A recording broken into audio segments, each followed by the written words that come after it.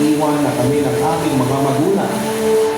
Ayaw ko mangyari yon dahil hindi ko alam kung paano ako makakausad Papa Dudut. Barangay Love Stories. Barangay Love Stories. Papa Dudut, 2 linggo rin hindi nakapasok sa trabaho si tatay kaya malaking kabawasan yon sa kanyang sweldo. At bilang may trabaho sa amin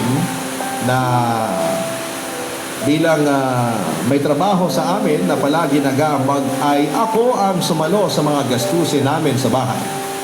Hindi nagtagal ay gumaling naman si tatay at nakabalik na sa pagtatrabaho. Kaya lang, makalipas lang ang 5 araw ay muling sinubok ang aming pamilya ng madisgrasya sa motor ang kuya ko.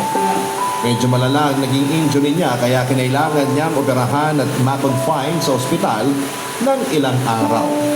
At dahil wala rin siyang kapera-pera ay ako ang natasang magbayad ng hospital bills na umabot sa 30,000 pesos.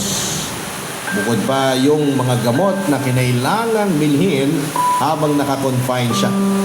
Sobrang down at frustrated ako ng mga panahong yon kasi masasayid ang savings ko. Kaya naisipan kong mag-loan. Binigay ko sa kinakasama niya ang pera dahil may trabaho ako ng mga panahong yon. Hindi nagtagal ay naging maayos naman ang pakiramdam ni Kuya at nakalabas siya ng ospital. Pero makaraan lang ang 2 araw ay may nalaman akong dahilan para magalit ako ng husto. Papa Dudut.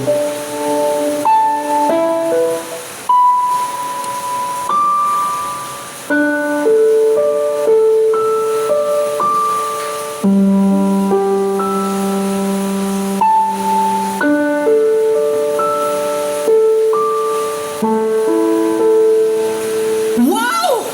Kung sinuswerte nga naman talaga si Kuya.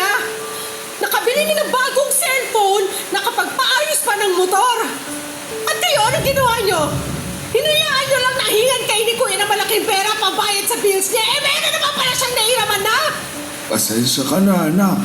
Hindi na namin sinabi sa'yo kasi sabi ng kuya mo, may paggagamitan naman siya ng mahihiram niya sa'yo eh. Tama ang tatay mo.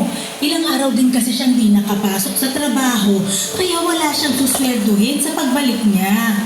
Eh, desperado na siyang makautang sa'yo.